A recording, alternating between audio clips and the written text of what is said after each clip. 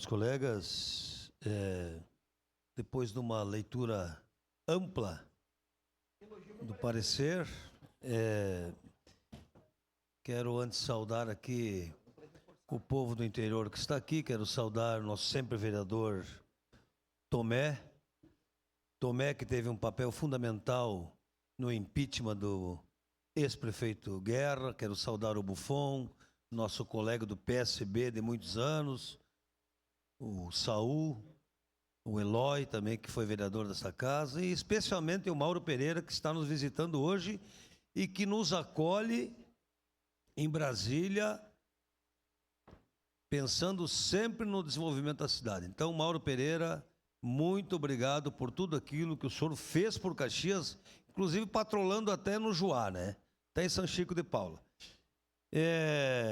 Eu não vou ser repetitivo aqui, mas eu quero dizer que colocar no calendário do município a feira do Ecoparque parece pouco, parece simples, mas ela tem uma função importante para a sociedade. Fortalece a identidade comunitária, diversificação da economia, educação ambiental, valorização dos espaços públicos, geração de renda, desenvolvimento dos talentos da nossa cidade.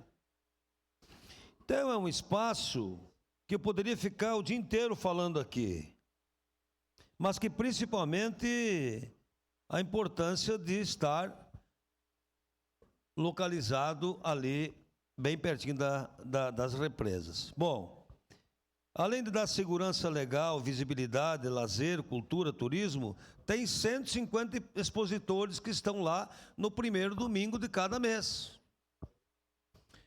Então, senhor presidente, nós precisamos muito ainda de espaços como esse para que a população desfrute, aproveite, saia dos seus apartamentos, das suas casas e que vão lá, muitas vezes, fazer uma compra, passear e rever os amigos. Em nome do Silvio, que é um amigo meu, que faz aquelas capelinhas, que faz aquelas santinhas, né? Em nome dele, que expõe, que vende, que produz, eu quero dizer que, como a Maesa e ali nas feiras já está no calendário, nós estamos felizes por que no Ecoparque também faça parte do calendário. Então, portanto, senhor presidente, votarei sim e acho que é de extrema importância para a cidade. Era isso, muito obrigado.